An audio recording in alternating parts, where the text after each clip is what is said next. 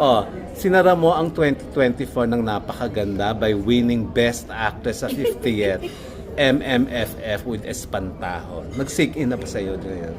Alam mo, sa totoo, kahit sabihin nilang charot-charot, hindi pa talaga. Parang umaaliwangaw pa sa akin yung pagtawag sa pangalan ko, yung ang blurred ng mga pangyayari. Parang pag bumabalik ako dun sa moment na yon, kahit yung time na nakasakay na ako ng sasakyan pa uwi, yung totoo ba to? Totoo ba talaga to? Tapos kalo-kalo ko yung award, yung trophy, na parang tinititigan ko, na parang ayo, bigat nga. Akin ba talaga to? Nandun yung hanggang ngayon hindi pa rin ako makapaniwala na sa 10 pelikula, though we had a lot of nominations, nakapag-uwi pa kami ng isa. And palagi ko sinasabing kami, kasi hindi naman mabubuo yung Espantajo kung hindi sa kabuuan ng produksyon, ng staff, ng crew, ng lahat ng cast. Ito yung mga bagay na alam kong hindi ko ito maiuwi kung hindi dahil, of course, kay Direk Chito, sa material ni Direk Chris, sa tiwala ni Attorney Joji, at sa powerhouse cast na Espantajo, kasi naggabayan talaga kami.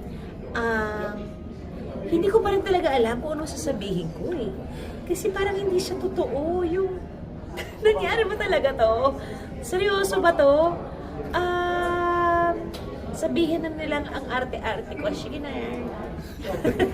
hindi ko pa lang talaga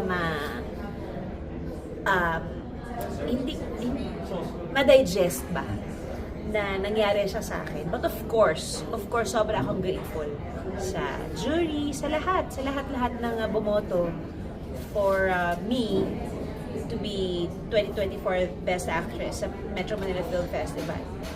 Sobrang laki ng gratefulness ko, pero hindi ko rin talaga alam kung sapat pa rin ba yung trabaho ko. Kasi hindi nga ako magandang gauge ng sarili ko mga proyekto. But then again, nandun ako sa okay lang naman din na hindi ako naliligayahan sa trabaho ko. Kasi ibig sabihin, binibigyan ko pa rin ng malaking espasyo yung skills ko sa pagiging artista, na meron pa akong room for improvement. And ina-address ko yon. Alam ko sa sarili ko na hindi sapat na hanggang dito lang ako.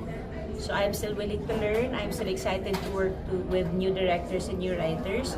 Of course, veteran actors, directors, and writers. Kasama naman sa pangkalahatang yan. Pero again, kung tatanungin mo kailan ko to madadigest, hindi ko alam. Parang gusto ko muna panghawakan tong trophy na to in the next 10 years bago ako ulit sumali sa isang festival. Sa kanya milestone kasi 50th at ikaw ang Best Actress. Siguro kaya hindi ko siya ma-digest. Kasi parang history pa. Yes. Talagang ang dami kasi talagang napakaraming magagaling. Hindi naman kayo makakapasok sa 50th MMFF kung hindi mahuhusay lahat ng pelikula, hindi ba?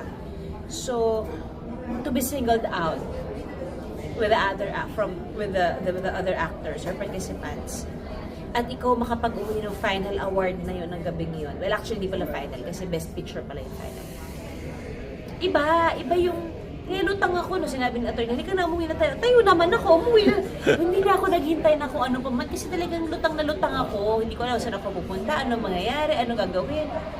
Pagdating nga natin sa bahay, parang tulala pa rin ako. Na parang nagising ako, humarap ako, hinanap ko kagad yung award ko kasi baka nga nanaginip lang ako. Saan ko siya nilagay? Nasa ba to? Pati yung envelope, hinanap ko pa. Kasi feeling ko hindi talaga siya totoo. Pero thank you Lord, totoo. Ang sarap, ang saya na pagkatapos sa 2024. Tapos, napakasarap na opening ng 2025 ko. So, thank you Lord. Thank you Universe. Dito lang ako para mag-abang sa kung ano pang ibibigay sa akin ng Panginoon for this year.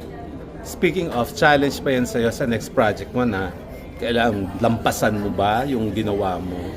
Wala naman ako sa ganun.